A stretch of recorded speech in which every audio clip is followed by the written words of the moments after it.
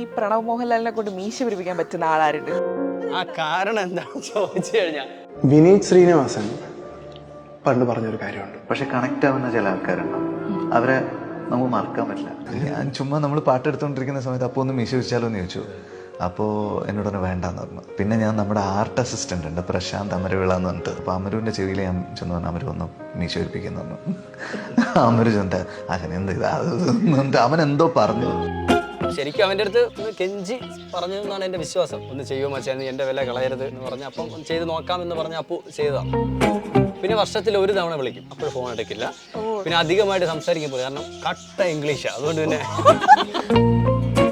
പിന്നെ വിനീതട്ടൊക്കെ സജഷനൊക്കെ നമ്മുടെ അടുത്തൊക്കെ ചോദിക്കും. ഇപ്പം അപ്പു ഇതിൽ മുറുക്കാൻ ഒരു അങ്കിളിന് പൊതിഞ്ഞു കൊടുക്കുന്ന ഒരു സീനുണ്ട്. അപ്പോൾ ഓടി വന്നവൻ കൈ കുത്തി ആ കൈവരി കയറി ഇരിക്കുന്ന സെറ്റപ്പ് ഉണ്ട്. അപ്പോൾ എൻ്റെ അടുത്ത് റിഹേഴ്സൽ അടിക്കാൻ പറയും. അപ്പോൾ ഞാൻ അങ്ങനെ ചെയ്തത്. ഇപ്പോൾ ഈ സാധനം തന്നെ പിടിച്ചതെന്നൊക്കെ വിനീതട്ടൻ ചതുർമുഖം ഷൂട്ട് കിടക്കുന്ന ടൈമിൽ മഞ്ജു ചേച്ചി ഇങ്ങനെ സ്കൂട്ടിയിൽ ഇങ്ങനെ വന്ന് കാലിങ്ങനെ വെച്ചപ്പോൾ സ്റ്റാൻഡ് കിട്ടുന്നില്ല. ഉടനെ ഞാൻ ചെന്ന് ഉരുണ്ട് ചെന്ന് സ്റ്റാൻഡ് ഇട്ട് കൊടുത്തിട്ട് തിരിച്ചു. കാർബൺ ഷൂട്ട് സമയത്ത് പകതൊക്കെ പോണ വഴിക്ക് ഒരു വടിയങ്ങ് എടുത്തു. ഈ വടി പിന്നെ കണ്ടിന്യൂറ്റി ആയി. ഉൾക്കാട്ടിനകത്ത ഷൂട്ട്. ഈ ഒരു സീക്വൻസ് ഫുള്ള് ഷൂട്ട് കഴിഞ്ഞിട്ട് നമ്മൾ ജീപ്പൊക്കെ വന്ന് ഇറങ്ങി സെറ്റ് വേണ്ടി സാധനം കയറിൻ്റെ ഇടയ്ക്ക് ഈ വടി കാണാനില്ല. അവിടെ നിന്ന് ജീപ്പ് എടുത്ത് ഫോറസ്റ്റുകാർ രണ്ടുപേരെ കൊണ്ടുവന്ന് തിരിച്ച് കയറി വടി തപ്പലോടെ തപ്പലും എല്ലാം കൂടെ 8000 രൂപയായി ആ വടിക്ക് കഴിച്ച്. പിന്നെ ജ്ഞാപകം വരിക സോങ് എടുത്തോണ്ടിരിക്കുന്ന സമയത്ത് കുട്ടി മൈക്കിൽ ഇങ്ങനെ പാടിക്കൊണ്ടിരിക്കുന്നത്. ഫുള്ള് സ്മോക്ക് ഇട്ട് മാറി ഫീൽഡിൽ മാറിക്കുന്നവർ മാറിയപ്പോൾ അവിടെ നിന്ന് കുട്ടിയെ കാണാനില്ല.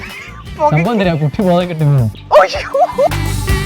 ആ സാമി ലോഡ്ജൊക്കെ ചെന്നൈയിൽ സെറ്റ് ഇട്ടതാ, അരൂര്. അവർ പോണ യാത്ര ചെയ്യുന്ന ട്രെയിന് സെറ്റാണ്. വിനീതൻ പറഞ്ഞ് എന്തെങ്കിലും സാധനമൊക്കെ മാറ്റാൻ പറഞ്ഞ ആശ ഓടി വന്നിങ്ങനെ പിടിക്കാൻ മോശമല്ല ഡയറക്റ്റ് മാറ്റുന്നത്. അപ്പോൾ നമ്മളെല്ലാവരും ഓടിപ്പോകും. അപ്പോൾ ഇത് സ്ഥിരം പരിപാടി, ചെന്ന് പിടിക്കുന്ന ക്യൂ മാത്രമേ ഉള്ളൂ ആശാന്, എടുത്തു മാറ്റില്ല. പിന്നെ ഒരു പുള്ളി പോയപ്പോൾ നമ്മൾ അവിടെ തന്നെ ആര് പോയില്ല, അവിടെ നിന്ന് പുള്ളി ഇങ്ങനെ പിടിച്ച് ചുറ്റും നോക്കണം ആരെങ്കിലും വരുന്നുണ്ടോ. ഒറ്റയ്ക്ക് വഴി തെറ്റി അത് ആ സമയത്ത് വിനീതൻ ജീവിക്കായിരുന്നു. നിൻപൊളി അടക്കം വരെ ഹാപ്പി ആയിരുന്നു എല്ലാവരും. ഞാൻ ആദ്യം കിടന്ന് പുറമേ കിടന്ന ഭയങ്കര ചാടയൊക്കെയാണ് നിൻപൊളി എന്നൊക്കെ അടിപൊളി മനസ്സിലാവും. പുള്ളി ചിരിച്ച ഒരു 10-15 മിനിറ്റ് ചിരിയ. അഭയ വാര്യരാണ് എന്നെ ഈ സീക്വൻസിൽ പിടിച്ചു നിർത്തി. അപ്പൊ അഭയ വാര്യർ എന്റെ കൈ കിട്ടി ഞാൻ കെട്ടിപ്പിടിച്ചു. ചിലപ്പോൾ വിനീതൻ കേൾക്കുമെന്ന് എനിക്കറിയില്ല. കേൾക്കണം, ഞങ്ങളുടെ ഈ ഇന്റർവ്യൂ ചേട്ടൻ കാണും, വിനീത് ശ്രീനിവാസൻ കാണണേ.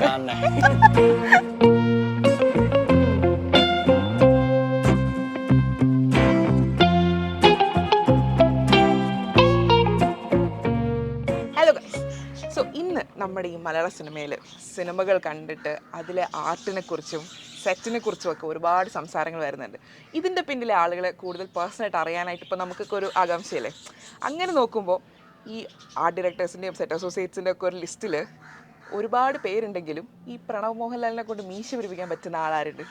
അങ്ങനെയുള്ള ഒരാളാണ് നമ്മുടെ കൂടെ ഉള്ളത്, പ്രശാന്ത് ഏട്ടൻ. വെൽക്കം ടു ദി ഷോ ചേട്ടാ. First of all thank you so much ഞങ്ങളുടെ കൂടെ കുറച്ച് സമയം സ്പെൻഡ് ചെയ്യാൻ സമ്മതിച്ചതിന്. ഇപ്പൊ ഭയങ്കര ബിസിയാണ് അല്ലേ? തിരക്കാണ് കേട്ടോ. ഞാൻ പറഞ്ഞില്ലേ, ഈ വർഷങ്ങൾക്ക് ശേഷം എന്നുള്ള മൂവി ഇറങ്ങിയതിന് ശേഷം ഏറ്റവും കൂടുതൽ കേട്ട ഒരു പേരാണ് പ്രശാന്ത് അമരവിള. എന്താണ് അതിന്റെ പിന്നിലെ കാരണം ചേട്ടൻ? പിന്നിലെ കാരണം ആശാൻ കാരണം. ആശ മീൻസ് വിനീതേട്ടൻ. ആ ഒരു പേര് മീശ വിളിച്ചതിന്റെ പേരിലാണ് ഇങ്ങനൊരു ഈ ഇടയ്ക്ക് ഇന്റർവ്യൂ വരെ വരാൻ കാരണം അല്ലേ? ഒറ്റ ആൾക്കാരെ നമ്മളെ തിരിച്ചറിയില്ല. പക്ഷെ ഞാൻ അറിഞ്ഞത് ഇപ്പൊ മലയാളത്തിൽ വളരെ തിരക്ക് പിടിച്ച ഒരു സെറ്റ് അസോസിയേറ്റ് ആണ് പ്രശാന്ത് അമരവിള എന്നാണ് എനിക്കറിയാം. Thank you.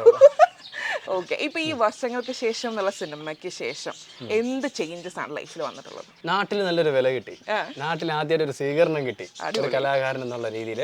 പിന്നെ നമ്മളെ വിളിക്കാത്തവർ, പിന്നെ അങ്ങനെ കുറെ മെസ്സേജുകൾ, കുറെ കോളുകൾ. ഈ സിനിമ കണ്ടതിന് ശേഷം ഈ സിനിമയിൽ ജസ്റ്റ് ഒന്ന് ആക്ട് ചെയ്തിട്ടുണ്ട്, അതും കൂടെയാണ് മെയിൻ കാരണം. അല്ലെങ്കിൽ ഒരിക്കലും ഇങ്ങനെ അറിയാൻ ചാൻസ് ഇല്ല. അതുകൊണ്ട് അതാണ് മാറ്റങ്ങൾ. ഒരുപാട് പുറത്തിറങ്ങുമ്പോൾ ഒരാളെങ്കിലും നമ്മളെ തിരിച്ചറിയുന്നുണ്ട്, അത് വളരെ സന്തോഷമായ കാര്യം. സിനിമയുടെ ഇന്റർവ്യൂസിലാണ് മെയിൻ ആയിട്ട് ചേട്ടൻ്റെ പേര് എല്ലാവരും അറിഞ്ഞത്. വിനീതേട്ടൻ ഇങ്ങനെ പറയുന്നു, ഒരു മെയിൻ ഇമ്പോർട്ടൻ്റ് ആയിട്ടുള്ള ആ സീനില് പ്രണവിനെ കൊണ്ടൊന്ന് മീശ പിടിപ്പിക്കാനായിട്ട് അവിടെ ആരും വിചാരിച്ചിട്ട് നടന്നില്ല. പക്ഷെ പ്രശാന്ത് ഏട്ടൻ എന്തോ ഒരു കാര്യം പുള്ളിയുടെ അടുത്ത് പറഞ്ഞപ്പോൾ പുള്ളി അത് ഓക്കെ പറഞ്ഞു. കാരണം എന്താണെന്ന് ചോദിച്ചു കഴിഞ്ഞാൽ എനിക്ക് ഓർമ്മയില്ല കേട്ടോ സത്യം. കുറെ ടീം എൻ്റെ അടുത്ത് ചോദിച്ചു ആ സിറ്റുവേഷൻ, ആ ടൈമിൽ എന്തോ ശരിക്കും അവൻ്റെ അടുത്ത് ഒന്ന് കെഞ്ചി പറഞ്ഞതെന്നാണ് എൻ്റെ വിശ്വാസം. ഒന്ന് ചെയ്യുമോ മച്ചാൻ, എൻ്റെ വില കളയരുത് എന്ന് പറഞ്ഞ അപ്പം ചെയ്ത് നോക്കാമെന്ന് പറഞ്ഞ അപ്പു ചെയ്തതാ. പക്ഷെ അത് വർക്കൗട്ടായി. നിങ്ങൾ തമ്മിൽ അങ്ങനെ ഒരു നല്ലൊരു ഫ്രണ്ട്ഷിപ്പ് ഉള്ളതുകൊണ്ടായിരുന്നു. കാരണം അവൻ എന്നെ ഹെൽപ്പ് ചെയ്യാറുണ്ട്, ഞാൻ അവനെ ഹെൽപ്പ് ചെയ്യാറുണ്ട്. അങ്ങനെ ഒരു കമ്പനി ഉണ്ട്. എത്ര നാളെ നിങ്ങൾ അങ്ങനെ ഒരു പേഴ്സണലി അറിയാൻ തുടങ്ങി? ഹൃദയം മുതലാണ് കമ്പനി ആയത്. പിന്നെ വർഷത്തിൽ ഒരു തവണ വിളിക്കും, അവൻ്റെ പിറന്നാൾ ബർത്ത്ഡേ ടൈം വിളിക്കും, അപ്പോൾ ഫോൺ എടുക്കില്ല. 2 ദിവസം കഴിഞ്ഞ് തിരിച്ചൊരു മെസ്സേജ് വിളിക്കും. ഓക്കെ, ഞാനിവിടെ ഉണ്ട്. ഇവിടെ ഉണ്ട്, ഇന്ന സ്ഥലത്താണ്. ഓക്കെ. പിന്നെ അധികമായിട്ട് സംസാരിക്കുമ്പോൾ കാരണം കട്ട ഇംഗ്ലീഷാണ്, അതുകൊണ്ട് പിന്നെ അപ്പൊ നിങ്ങൾ തമ്മിലുള്ള ഒരു കോൺവെർസേഷൻ എങ്ങനെയാണ് സാധാരണ? സംസാരിക്കുമ്പോൾ മലയാളത്തിൽ സംസാരിക്കും, ഓക്കെ. ടൈപ്പിംഗ് അവൻ ഇംഗ്ലീഷ് ആണല്ലോ. അതെ, അതുകൊണ്ട് പിന്നെ ഓക്കെ മച്ചാ, താങ്ക്സ്, താങ്ക് യു, അടുത്ത വർഷം കാണാം എന്നുള്ളൊരു ഇതാ. ചേട്ടാ, വിനീതന്റെ എല്ലാ സിനിമകളിലും നമ്മൾ കാണുന്ന ഒരു ചെന്നൈ ബാക്ക്ഗ്രൗണ്ട് ഉണ്ട്. അപ്പം ഈ വർഷങ്ങൾക്ക് ശേഷം എന്നുള്ള സിനിമയിൽ ആ ഒരു നിങ്ങൾ ചെന്നൈ ഷൂട്ട് ഉണ്ടായിരുന്നു. പക്ഷേ ചെന്നൈ പോയില്ലെന്നുള്ളൂ, ചെന്നൈ ഇവിടെ സെറ്റ് ഇട്ടു. സെറ്റ് ആയിരുന്നല്ലേ? ആ സാമി ലോഡ്ജൊക്കെ ചെന്നൈയിൽ സെറ്റ് ഇട്ടതാ. അതെ, അരൂര് ഇവിടെ ആയിരുന്നു. ഇവിടെ സെറ്റ് ഇട്ടത്. ആ കോടമ്പക്കം അതെല്ലാം ഇവിടെ സെറ്റ് ഇട്ടത്. സാമി ലോഡ്ജ് അവർ വരുന്ന എല്ലാം അതെല്ലാം അതൊക്കെ നിമേഷ് ചേട്ടൻ്റെ ക്രിയേറ്റിവിറ്റി, ഫുള്ള് ഐഡിയ സെറ്റ് ഇട്ടതൊക്കെ ഫുള്ള്. അത് എത്രത്തോളം ചാലഞ്ചിങ് ആയിരുന്നു അങ്ങനെ ചെന്നൈ? വെറും 3 ദിവസത്തേക്ക് വേണ്ടി സെറ്റ് ചെയ്ത. അതെ, വെറും 3 ദിവസം അവിടെ ഷൂട്ട് ഉണ്ടായിരുന്നുള്ളൂ. എത്ര ദിവസം എടുത്തു അതൊന്ന് റെഡിയാക്കി എടുക്കാൻ? 1 മാസം ഉണ്ടായിരുന്നു ഷൂട്ട്. ഒരു മാസം സെറ്റപ്പ് പരിപാടി കാര്യങ്ങളൊക്കെ ഉണ്ടായിരുന്നു. ചെന്നൈ ടീമായിരുന്നു, എല്ലാ കാർപ്പൻറ്റർ പരിപാടി കാര്യങ്ങൾ, നിമേഷ് ചേട്ടൻ, മനോജ്, അജേഷ്, അങ്ങനത്തെ ടീമായിരുന്നു ഒക്കെ എല്ലാം ഫുൾ സെറ്റ് ഇട്ടതാണ് അത് മൊത്തം. അത് തിയേറ്ററിൽ കണ്ടപ്പോൾ എന്തായിരുന്നു ഒരു ഫീൽ? ഭയങ്കര ഹാപ്പി. നമ്മൾ ഫ്ലാഷ് ബാക്കിന് ആലോചിച്ച് അതിൽ ചെയ്ത പണികളെ കുറിച്ച് ഇങ്ങനെ ആലോചിച്ചുകൊണ്ടിരിക്കുകയാണ്. മറ്റേ ടെക്നിക്സ് ഒക്കെ, ഇലക്ട്രിക്സ് ഒക്കെ യൂസ് ചെയ്തതിനെ കുറിച്ചൊക്കെ. ഇനോഗ്രേഷൻ സീനിൽ നിവിൻ പോളിയുടെ ഒരു സംഭവം ഉണ്ടല്ലോ, സ്റ്റേജിലോട്ട് കയറുന്നത്. അതെ അതെ, ഒറ്റയ്ക്ക് വഴി വെട്ടി വന്നവനാണ് പട്ടികളെ എന്ന് പറയുന്നില്ല. ഇടക്കിടക്ക് ഇങ്ങനെ പറഞ്ഞു. അല്ല, അത് ആ സമയത്ത് വിനീതൻ ജീവിക്കായിരുന്നു. അതെ, ഒരു രക്ഷയില്ല. ഫുള്ള് ക്രൗഡും അതിൻ്റെ ഇടയിൽ മൈക്ക് കൊണ്ടുള്ള പരിപാടി, നമ്മൾ മറ്റേ പേപ്പർ സാധനങ്ങളൊക്കെ എറിയലും പരിപാടി, അത് ഭയങ്കര സിനിമയിൽ നല്ല ചിരി കിട്ടിയ സാധനമായിരുന്നു. പുള്ളി മൈക്ക് എടുത്ത് വെച്ചിട്ട് നിൻപൊളി അടക്കം വരെ ഹാപ്പി ആയിരുന്നു എല്ലാവരും. ഞാൻ ഒരിക്കലും വിചാരിച്ചില്ല ഇങ്ങനെ ഈ സീൻ ഇത്രയും വർക്കൗട്ട് ആവുന്നത്. ഇത്രയും ട്രോളുകളും ഒരുപാട് കൈകടിയും ചിരികളും കിട്ടിയതെല്ലാം ഭയങ്കര. ആ സീൻ നമുക്ക് അല്ലെങ്കിൽ ഒരിക്കലും മറക്കാൻ പറ്റില്ല, അത്രയും ഇതായിരുന്നു. ഒരു മാളിലാണ് നമ്മളത് ഷൂട്ട് ചെയ്തേക്കെ. നിൻപൊളി വന്നപ്പോഴേ സിനിമയുടെ ഒരു ഗതി അങ്ങ് മാറി. നിവിൻ പോളിയായിട്ട് ഇതിന് മുന്നേ വർക്ക് ചെയ്തിട്ടുണ്ട്? ഇല്ല, ഞാൻ വർക്ക് ചെയ്തില്ല. First time. അടിപൊളി ഭക്ഷണം. പുള്ളി ചിരിച്ച ഒരു 10-15 മിനിറ്റ് ചിരിയാ. കാരണം ഞാൻ ഒരുമിച്ച് കോമ്പിനേഷൻ സീൻ ഉണ്ടായിരുന്നു. അല്ല, അഭിനയിച്ച സമയത്ത് ഞാൻ ഇങ്ങനെ ഓക്കെ എന്ന് പറയും കൈ കൊടുക്കുന്ന സമയത്ത് പുള്ളി ഒരു ചിരി അങ്ങ് ചിരിച്ചു.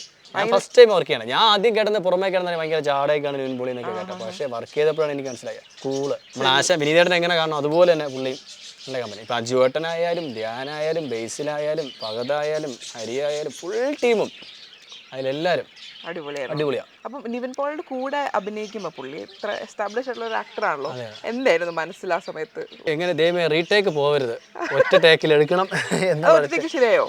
2-3 ടേക്ക് എന്തോ എടുത്ത് 3 ടേക്ക് എടുത്തെങ്കിൽ ചിരിച്ചു എല്ലാവരും. അതുകൊണ്ടാണ് കൂടെ അഭയ് വാര്യർ പുള്ളി ഇങ്ങനെ കാണിക്കുന്ന സംഭവങ്ങളൊക്കെ ഉണ്ടായിരുന്നു. ഭയങ്കര അഭയ് വാര്യറാണ് ഞാൻ അതിൽ ഇരിക്കാൻ കാരണം, അവൻ്റെ സീനിൽ പിടി നിർത്തിയത്. പിന്നെ വിനീതേട്ടനും വിശ്വേട്ടനും അവരെല്ലാവരും. അതിൽ സ്പെഷ്യൽ താങ്ക്സ് ഞാൻ ഇപ്പോഴും പറയുന്നത് അഭയ് വാര്യർ. പിന്നെ ഞാൻ അരൂര് സെറ്റിട്ടെടുത്ത് പ്രിയ സാർ വന്നിട്ടുണ്ടായിരുന്നു. ആ ട്രെയിൻ സെറ്റിട്ടതാണ്. അവർ പോണ യാത്ര ചെയ്യുന്ന ട്രെയിന് സെറ്റാണ്. ആ ട്രെയിൻ ബോഗി സെറ്റിട്ടതാണ് അരൂര് തന്നെ, ആ ഫ്ലോറിൽ. എന്നിട്ട് ആ ട്രെയിൻ ഇപ്പം മെർലാൻഡിൽ കൊണ്ട് വിശാല ഇട്ടിട്ടുണ്ട്. മിക്കവാറും താമസിച്ചത് അതും റൂമിൽ കയറൂല, അത്ര വലിയ ട്രെയിനാണ്, ബോഗിയാ. അതുകൊണ്ട് രക്ഷപ്പെട്ടില്ല. അതിന്റെ ഒരു പീസ് ഇവിടെ അമരവിള ഇല്ല വീട്ടിന്റെ അകത്ത് ഇല്ല.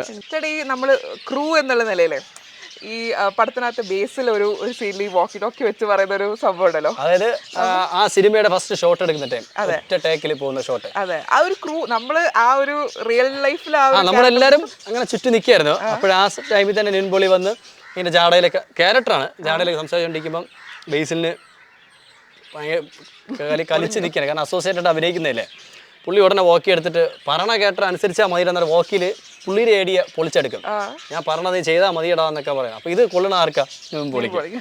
പുള്ളി ഇത് എന്നൊക്കെ പറഞ്ഞിട്ട് ആ സീൻ അങ്ങനെ വർക്ക് ചെയ്താൽ അപ്പോഴും നമുക്ക് അത്ര തോന്നി. പക്ഷെ തിയേറ്ററിൽ നല്ല ചിരി കിട്ടിയ അതെ, റിലേറ്റ് ചെയ്യാൻ പറ്റും. ഇങ്ങനെയുള്ള സംഭവങ്ങൾ ഉണ്ടായിട്ടുണ്ടോ ലൈഫിൽ? ചിലപ്പോൾ നമ്മുടെ അടുത്ത് ഡയറക്റ്റ് പറയേണ്ട ചിലപ്പോൾ ADC അടുത്ത് പൊളിക്കും. ശരിക്കും നമുക്കിട്ട് കൊള്ളണം. അപ്പം അങ്ങനെയൊക്കെ ഉണ്ടായിട്ടുണ്ട്. കാർബൺ സിനിമ കണ്ടിട്ടുണ്ടോ എന്ന് എനിക്കറിയില്ല. ഫഹദിൻ്റെ പടം, വേണു സാർ ഡയറക്റ്റ് ചെയ്ത പടം. ജ്യോതി ശങ്കറാണ് ആ ഡയറക്ടർ. കാർബൺ ഷൂട്ട് സമയത്ത് ഫഹദ് പോണ വഴിക്ക് ഒരു വടിയങ്ങ് എടുത്തു. ഈ വടി പിന്നെ കണ്ടിന്യൂറ്റി ആയി. മലയേറി ഉൾക്കാട്ടിനകത്താണ് ഷൂട്ട്. അപ്പോൾ ജീപ്പിലാണ് പോകുന്നത്. രാവിലെ 4 മണിക്ക് പോയി കഴിഞ്ഞാൽ 7 മണി 8 മണിക്ക് അവിടെ എത്തുള്ളൂ. അപ്പോൾ അത്രയും റിസ്ക് ഏരിയയാണ്. 4 മണിക്ക് ശേഷം പിന്നെ ആന ഇറങ്ങും. അതിന് മുന്നേ തിരിച്ചു വരണം. ഈ ഒരു സീക്വൻസ് ഫുള്ള് ഷൂട്ട് കഴിഞ്ഞിട്ട് നമ്മൾ ജീപ്പൊക്കെ വന്ന് ഇറങ്ങി സെറ്റ് വേണ്ടി സാധനം കയറിൻ്റെ ഇടയ്ക്ക് ഈ വടി കാണാനില്ല. ബാക്കി എല്ലാവരും പോയി. 4 മണിക്ക് ശേഷം ആനയെ ഇറങ്ങും. ഈ വടി നാളെ ഇതിൻ്റെ ബാലൻസ് ഉണ്ട്, കണ്ടിന്യൂറ്റി. വടി കാണാനില്ല. പിന്നെ ജീപ്പ് അറിയിച്ചു കഴിഞ്ഞാൽ പൊളിക്കും നമ്മൾ, ആ ഡയറക്ടറൊക്കെ അറിഞ്ഞു കഴിഞ്ഞാൽ. പിന്നെ നമ്മൾ എല്ലാവരും കൂടി ഷെയർ ഇട്ട് 3500 രൂപ ജീപ്പിന് കൊടുത്ത് 10 ലിറ്റർ ഡീസലിനുള്ള പൈസ സെപ്പറേറ്റ് കൊടുത്ത് അവിടെ നിന്ന് ഒരു ജീപ്പ് എടുത്ത് ഫോറസ്റ്റുകാർ രണ്ടുപേരെ കൊണ്ടുവന്ന് തിരിച്ച് കയറി ആനിറങ്ങുന്ന സ്ഥലമാണ്. പോയി വടി തപ്പലോട് തപ്പൽ നമ്മളെല്ലാവരും, ഞാൻ, മയൂണ്, വിവേക്, ഇവരെല്ലാവരും, ആർക്കെ എല്ലാവരും കൂടെ. സംഭവം വടി കാണാനില്ല.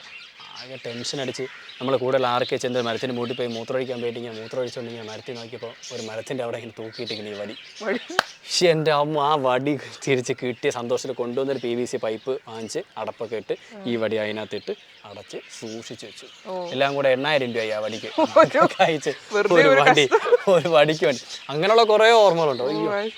ശരിക്കും റിസ്ക് ആണല്ലേ, പിന്നെ ഒരു മൊട്ടു സൂചിയായ പോലെ കണ്ടിന്യൂറ്റി അല്ലേ ഇത് സൂക്ഷിക്കാന്ന് പറയുന്നത്. പിന്നെ ഇത് നോട്ട് ചെയ്ത് വെക്കുക, നോട്ട് ചെയ്ത് വെച്ച് കണ്ടിന്യൂറ്റി ഫോട്ടോസ് എടുത്ത് വെച്ച്. അപ്പോൾ ഞാൻ ആലോചിക്കണേ, പഴയ കാലത്ത് അവർ എഴുതിയ വയ്ക്കാറ് ഇന്ന പ്രോപ്പർട്ടി ഇങ്ങനെ. കാരണം ഇന്ന് ഷൂട്ട് ചെയ്ത് തീർന്നില്ലെങ്കിൽ നാളെ അതുപോലെ ആ ഏരിയ സെറ്റ് ചെയ്യണ്ടേ. അല്ലെങ്കിൽ നിങ്ങളെ പോലുള്ളവരൊക്കെ ഒന്ന് മാർക്ക് ചെയ്ത് ഇങ്ങനെ കാണിക്കത്തില്ല. കാണുന്ന ഒരു തിയേറ്ററിൽ വന്ന് സിഗരറ്റും വലിച്ചിട്ടുണ്ട്, പടം കൊള്ളൂല എന്ന് പറഞ്ഞിട്ട് പോകും. പക്ഷേ അതിൻ്റെ പിന്നിൽ ഒരുപാട് എല്ലാ പണിക്കും ഉണ്ട്. പെട്ടെന്ന് ഒരു സാധനമൊക്കെ ചീറ്റ് ചെയ്യുന്നത് പ്രോപ്പർട്ടി ഇല്ലാത്ത സമയത്ത് ഞാൻ എൻ്റെ ടീഷർട്ടിന് ആ സ്പോട്ടിൽ ഉരുവി ഇങ്ങനെ പ്രോപ്പർട്ടി ആയിട്ട് വെച്ചിട്ടുണ്ട്. ഇതാണെങ്കിൽ ഈ ചവിട്ടി പുറത്ത് ഈ സാധനം എടുത്ത് ആണി അടിച്ചിട്ട് ഇങ്ങനെ തൂക്കിയിട്ടിട്ടുണ്ട്. അങ്ങനെയൊക്കെ നമ്മൾ കുറേ പരിപാടി ചെയ്തിട്ടുണ്ട്. ആ സ്പോട്ടിൽ നമുക്ക് എന്ത് കിട്ടുന്നു അത് വെച്ചിട്ട് എലിയൊക്കെ ചിലപ്പോൾ വെള്ള എലി വേണമെന്ന് പറഞ്ഞാൽ എലിയെ എടുത്തിട്ട് പെയിന്റ് അടിച്ച് വെള്ള എലി ആക്കിയിട്ടുണ്ട്. അങ്ങനെയൊക്കെ കാണിച്ചിട്ടുണ്ട്. കാണുന്ന ഓഡിയൻസിന് തീരെ പ്രതീക്ഷിക്കാത്ത അൺഎക്സ്പെക്ടഡ് ആയിട്ടുള്ള ഏതെങ്കിലും ട്രിക്സ് ഒക്കെ ഉണ്ടോ നിങ്ങൾ യൂസ് ചെയ്യുന്നത്? ഒരുപാടുണ്ട്. ഒരു രണ്ടെണ്ണം പറഞ്ഞു. മദ്യം കാണിക്കുന്ന എന്താ കട്ടൻ ചായ ആയിരിക്കാം, നമുക്ക് ഊഹമുള്ള പെപ്സി ആയിരിക്കാം. പിന്നെ കഞ്ചാവ്, അതെന്താ കാണിക്കുക? കഞ്ചാവ് നമ്മൾ കാണിക്കും തേയിലക്കൊത്ത്. കഞ്ചാവൊക്കെ തേയിലക്കൊത്ത് അങ്ങനെ കാണിക്കാറുണ്ട്. ചിലപ്പോൾ ചില സമയത്ത് ഷോട്ടിലൊക്കെ ഈ ഹാൻഡ്സ് ശമ്പു അങ്ങനെയൊക്കെ കാണിക്കുന്ന സീക്വൻസ് കാണിക്കുമ്പോൾ നമ്മൾ തുളസി ഇല പൊടിച്ച് ഉണക്കി ആയുർവേദമാണോ? എല്ലാം ആയുർവേദ പരിപാടിയില്ല. കുറെ ഉടായിട്ടുണ്ട് നമ്മൾ ഈ പ്രോപ്പർട്ടീസ് ചെയ്യുന്നത്. നിങ്ങൾ ഒറിജിനൽ എന്ന് വിചാരിക്കുന്ന എല്ലാം ചിലപ്പോൾ ഡെമ്മി ആയിരിക്കാം. അങ്ങനെ ഏതെങ്കിലും ആൾക്കാർ ഇങ്ങനെ കണ്ടുപിടിച്ച് പറഞ്ഞിട്ടോ ഇത് മറ്റു സാധനം ഇത് ചെയ്തത്? ഇപ്പൊ ഞാൻ ഉദാഹരണം കുമ്പളങ്ങി നൈറ്റ്സിൽ ഒരു കള്ളിമുള്ളി ചെടി കാണിക്കുന്നുണ്ട്, അതിലിടയ്ക്ക് ക്ലോസ് ഒക്കെ കാണിക്കുന്നുണ്ട്. അതിലൊരു പൂവുണ്ട്, പക്ഷെ ആ സമയത്ത് ആ പൂ വിരിഞ്ഞില്ല. അതിന്റെ പൂ നമ്മളെ ചാർലി എന്ന് പറഞ്ഞ വിഷ്ണു ഡെമ്മി ഉണ്ടാക്കിയതാ. ഒറ്റ മനുഷ്യർക്ക് അറിയില്ല അത് ഭയങ്കര റിയലിസ്റ്റിക് ആയിട്ടുള്ള ആ പൂവ് ഡെമ്മി ഉണ്ടാക്കിയതാണ്. പിന്നെ കുമ്പളങ്ങി നൈറ്റ്സിലെ ഷൈനൊക്കെ മീന് വെള്ളത്തിനകത്തിട്ട് മീൻ പിടിച്ചിങ്ങനെ എടുക്കാറുണ്ട്. അപ്പൊ അത് മീൻ ഞാൻ കാലിന്റെ ഇടയിൽ ഞാൻ വെച്ചു കൊടുത്തതാ. കറക്റ്റ് ഫ്രെയിം, കറക്റ്റ് ആ ടൈമിങ്ങിന്. അത് ശരി. അപ്പം ചേട്ടൻ ചെയ്തതിൽ ഭയങ്കര നോട്ടബിൾ ആയിട്ട് അല്ലെങ്കിൽ ഒരു എക്സ്പെരിമെന്റ് ആയിട്ട് ചെയ്ത് സക്സസ് ആയ ഒരു ഐറ്റം എന്താ? ദർശന സോങ്ങിലെ ഹൃദയത്തില് ദർശന ഇങ്ങനെ മുടി അടിച്ചിട്ട് നടന്നു വരുമ്പോൾ കൊള്ളാന്ന് പറയുമ്പോൾ അവളിങ്ങനെ തിരിയണത് ഞാൻ ബ്ലോവർ വെച്ച് അടിച്ച് മുടി ഇങ്ങനെ പറന്ന് ഇങ്ങനെ വന്നിട്ടുണ്ട്. അത് പ്രതീക്ഷിക്കാതെ കിട്ടിയ സംഭവം. അത് എനിക്ക് ഭയങ്കര ഒരു പോസിറ്റീവ്. പിന്നെ ഈ കുമ്പളങ്ങി നൈറ്റ്സിലെ മീൻ വയ്ക്കുന്നത്, പിന്നെ എനിക്ക് ഭയങ്കര സന്തോഷമായിരുന്നു. ചതുർമുഖം ഷൂട്ട് കിടക്കുന്ന ടൈമിൽ മഞ്ജു ചേച്ചി ഇങ്ങനെ സ്കൂട്ടിയിൽ ഇങ്ങനെ വന്ന് സ്പീഡിൽ വന്ന് സ്റ്റാൻഡ് ഇട്ടിട്ട് ഇറങ്ങി അങ്ങ് പോകണം. അതാണ് ഷോട്ട്. അപ്പോൾ നമ്മൾ ക്യാമറ തൊട്ട് അപ്പുറത്തേക്ക് നിൽപ്പുണ്ട്. സ്റ്റേജ് സ്പീഡിൽ വന്ന് കാലിങ്ങനെ വെച്ചപ്പോൾ സ്റ്റാൻഡ് കിട്ടുന്നില്ല. ഞാൻ ക്യാമറ ഗ്രൗണ്ടില്ല, ഉടനെ ഞാൻ ചെന്ന് ഉരുണ്ട് ചെന്ന് സ്റ്റാൻഡ് ഇട്ട് കൊടുത്തിട്ട് തിരിച്ചു പ്രതീക്ഷിച്ചു. പക്ഷേ ചേച്ചിക്ക് ഇത്ര എക്സ്പീരിയൻസ് ഉള്ളതുകൊണ്ട് ചേച്ചി കൂളായിട്ട് സ്റ്റാൻഡ് ഇതുപോലെ കാണിച്ച് പോയിട്ടുണ്ട്. അങ്ങനെയൊക്കെ നമ്മൾ പ്രതീക്ഷിക്കാത്ത കുറെ പരിപാടികൾ. ഇതൊന്നും ഡയറക്ടേഴ്സ് പറഞ്ഞിട്ടായിരിക്കുമല്ലോ ചെയ്യുന്നത്, നിങ്ങളുടെ ഇൻസ്റ്റിങ്ക്റ്റ് അല്ലേ മിക്കപ്പോഴും? എനിക്ക് സ്ഥിരമുള്ള ഒരു സാധനം ചില ഇലകളൊക്കെ ഇങ്ങനെ വീഴുന്ന പരിപാടിയാണ്. ചിലപ്പോൾ ഇല നമ്മൾ ഇടുന്നതായിരിക്കാം, കാറ്റ് ചിലപ്പം വരുന്ന കാറ്റ് നമ്മൾ ബ്ലോവർ കൊണ്ട് കാറ്റ് അടിക്കുന്നതായിരിക്കും. അങ്ങനെയൊക്കെ കുറെ ഉണ്ട്. ഹൃദയത്തിലൊക്കെ ഫുള്ള് ബ്ലോവർ വെച്ചിട്ടുള്ള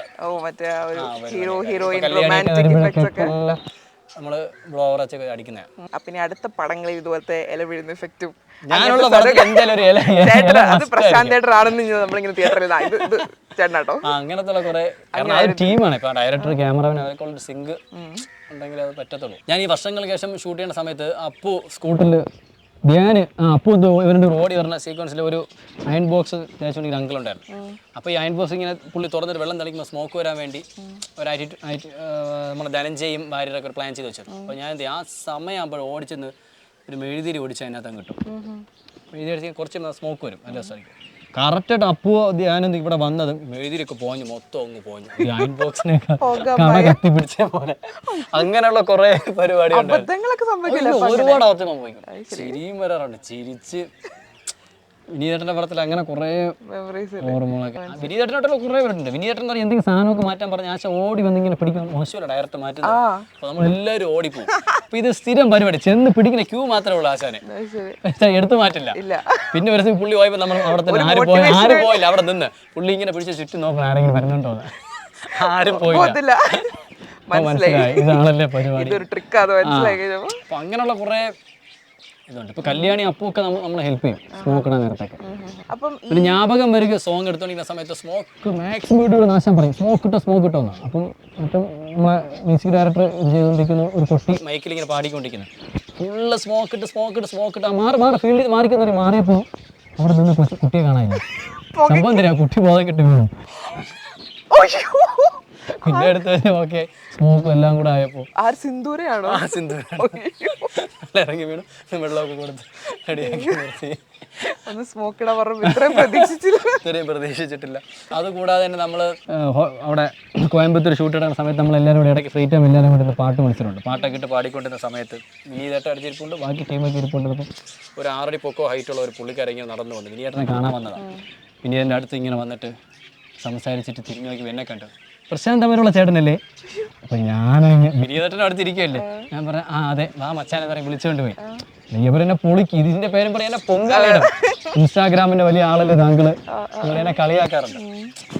ഭയങ്കര ചില്ല് മൈൻഡാണ് വിനീതേട്ടൻ്റെ സെറ്റ്. എപ്പോഴെങ്കിലും ഒരു തവണ വിനീതേട്ടൻ ഇൻ്റർവ്യൂ ചെയ്യുമ്പോഴോ അല്ലാതെ ഒരു ലൊക്കേഷനിൽ വരുമ്പോഴും അറിയാൻ പറ്റും ആ ഒരു വൈബ്. നമുക്ക് മോണിറ്റർ ഇല്ല, സ്പോട്ട് എഡിറ്റിംഗ് ഇല്ല, ഇതൊന്നുമില്ല സെറ്റിൽ. ചെറിയൊരു ഇത് വെച്ചോണ്ട് കണ്ടോണ്ടിരിക്കുന്ന ചെറിയൊരു മോണിറ്റർ വെച്ച് അടിപൊളി ടീമാ, ഒരു രക്ഷയില്ല. പറഞ്ഞാൽ 100 കാര്യങ്ങൾ, ഒരുപാട് കഥകളുണ്ട് പറയാനല്ലേ. ചില കാര്യങ്ങൾ നമ്മൾ ചെയ്യുമ്പോൾ അത് പ്രശ്നമാവോ, ഡയറക്ടേഴ്സ് ഞാൻ അങ്ങനെ ചിന്തിക്കാറുണ്ട്. എന്നറിയോ, ചോദിക്കും അവർ ചിലപ്പോൾ ചിന്തിച്ചിട്ട് അയ്യോ വേണ്ട എന്ന് പറയുന്ന ഞാൻ ഒരു മുഴ മുന്നേ ചെയ്ത് വെച്ചിട്ട് ഇതിങ്ങനെ വേണോ ചോദിക്കുമ്പോൾ ഇത് കൊള്ളാലോ, ഓക്കെയാണ്, അവരുടെ ഓക്കെ ആണെന്ന് അറിഞ്ഞു കഴിഞ്ഞാൽ പിന്നെ ആദ്യം ചോദിക്കുമ്പോൾ അവർക്ക് അത് വേണ്ടാന്ന് പറയും. ചെയ്ത് വെച്ചിട്ട് കാണിക്കുമ്പോഴേക്കും അവർക്ക് മനസ്സിലാവും. ചില സമയത്തൊക്കെ വിനീതട്ടൊക്കെ സജഷനൊക്കെ നമ്മുടെ അടുത്തൊക്കെ ചോദിക്കും, ഇവിടെ എന്തെങ്കിലും കൊടുക്കുക, ചില പൊസിഷനെ കൊടുക്കുന്ന എൻ്റെ അടുത്ത് ചെയ്യാൻ പറയും. ഇപ്പം അപ്പു ഇതിൽ കാണാൻ പോകാൻ വേണ്ടി മുറുക്കാൻ ഒരു അങ്കിളിന് പൊതിഞ്ഞു കൊടുക്കുന്ന ഒരു സീനുണ്ട്. അപ്പോൾ അവർ ഓടി വന്നവൻ കൈ കുത്തി ആ കൈവരി കയറി ഇരിക്കുന്ന സെറ്റപ്പ് ഉണ്ട്. അപ്പോൾ എൻ്റെ അടുത്ത് റിഹേഴ്സൽ കാണിക്കാൻ പറയും. അപ്പോൾ ഞാൻ അങ്ങനെ ചെയ്ത് കാണിച്ചപ്പോൾ ഈ സാധനം തന്നെ പിടിച്ചോ എന്നൊക്കെ വിനീതേട്ടൻ അങ്ങനെ ഓരോരുത്തരുടെ രീതിയിൽ ഇങ്ങനെ ടേസ്റ്റ് ചെയ്യാറുണ്ട്. ഓരോ മൂവ്മെന്റ്സുകൾ കാര്യങ്ങളൊക്കെ. ഇതൊന്നും ഒരു സെറ്റ് അസോസിയേറ്റിന്റെ ജോലിയിൽ പെടുന്ന സാധനങ്ങളല്ലല്ലോ ഇതൊന്നും. ടീം വർക്കല്ലോ. അതെ, വിനീതേട്ടന്റെ പടം നമ്മുടെ ആർട്ട് ജോലി മാത്രമല്ല. അപ്പോൾ ഞാനും സുബിനും ആയാലും നമ്മളെ ആർട്ട് ടീം എല്ലാം പാസിംഗ് വിടും. ഇതിൽ മെയിൻ എനിക്ക് പറയാനെന്ന് പറഞ്ഞാൽ വർഷങ്ങളേഷത്തിലൊക്കെ നമ്മൾ അസോസിയേറ്റ് ഡയറക്ടർ ഉണ്ട്, chief associate director Abhay Warrier, Priya സാറിൻ്റെ അസോസിയേറ്റാണ്. ഒരു രക്ഷയില്ല മച്ചാൻ, ഭയങ്കര. കാരണം പ്രിയ സാറിൻ്റെ ഒക്കെ പ്രൈം അവൻ്റെ മനസ്സിലുണ്ട്. അപ്പോൾ അവനാണ് ഈ പാസിങ്ങിൻ്റെ ഒക്കെ സാധനങ്ങൾ പറഞ്ഞു തരുന്നത്.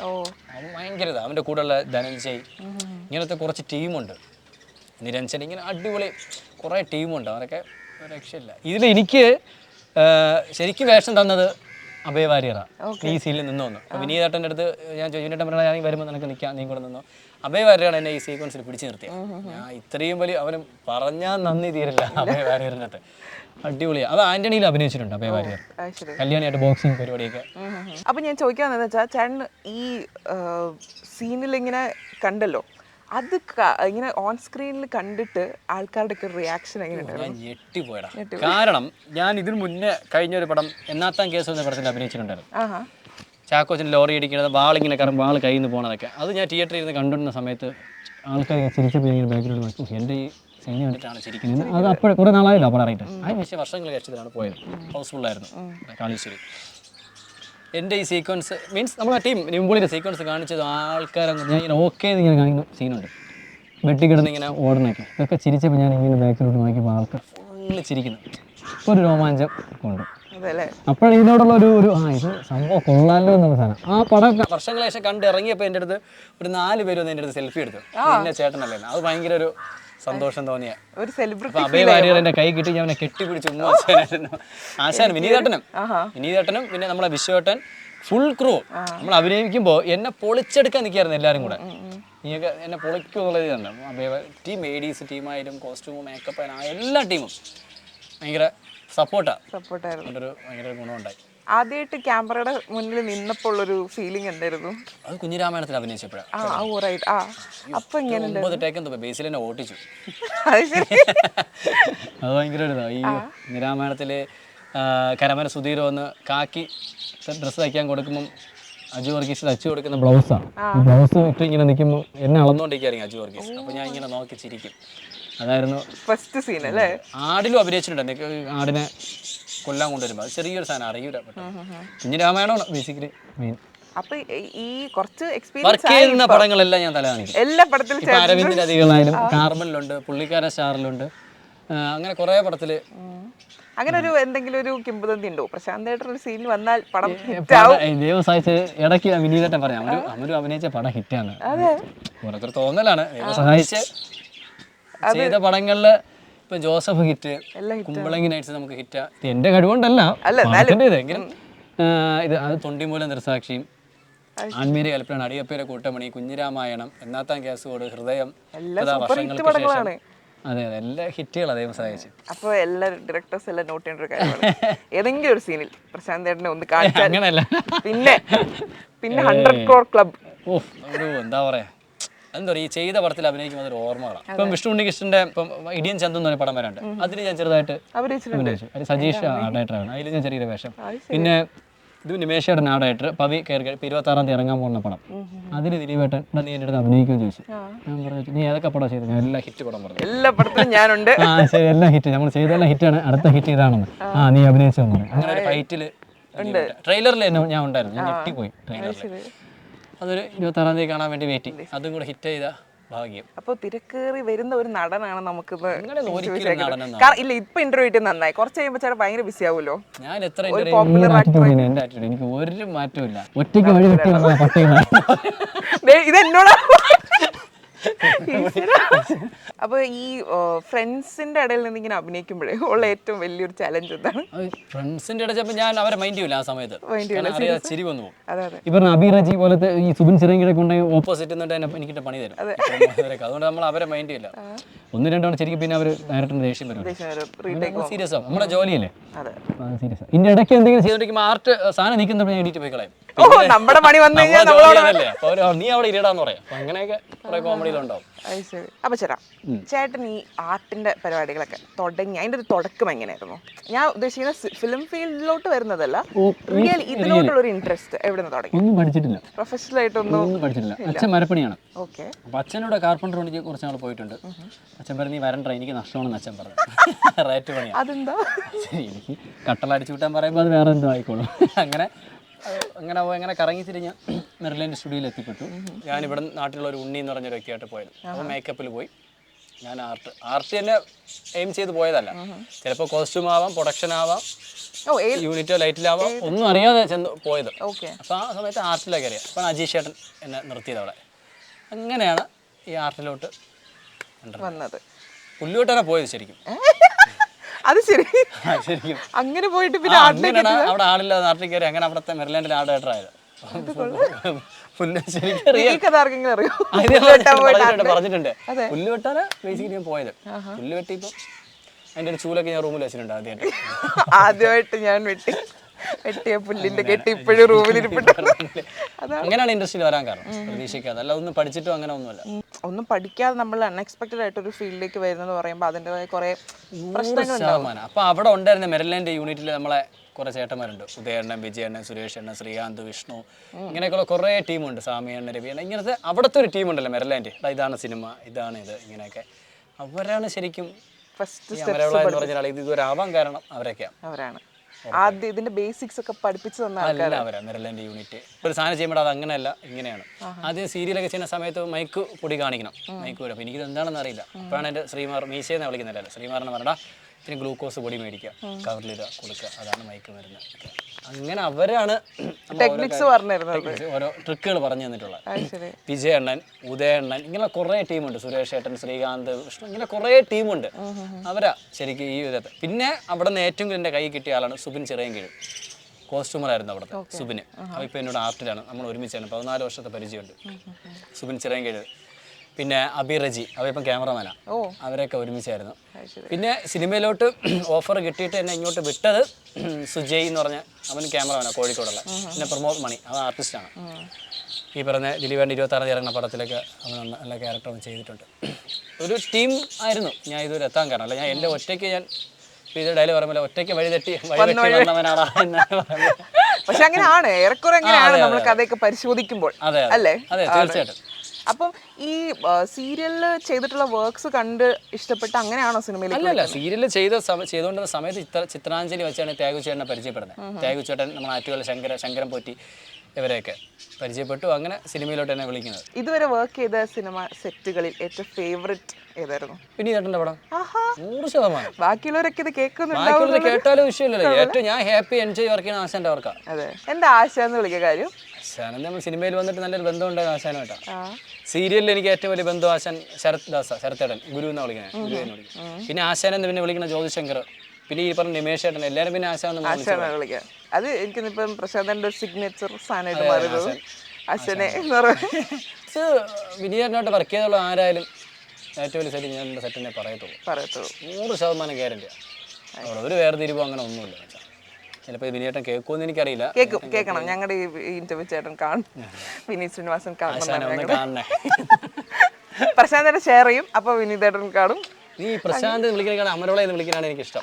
അതാണോ? അതെ അതെ, ഞാൻ അത് കുറച്ച് പ്രാക്ടീസ് പ്രശാന്ത് കുറേ പ്രശാന്ത് ഇൻഡസ്ട്രിയിലുണ്ട്. നിനക്ക് എത്ര പ്രശാന്തിനെ അറിയാം? എനിക്ക് ഒരാളെ അറിയുള്ളൂ. തള്ളരുത്.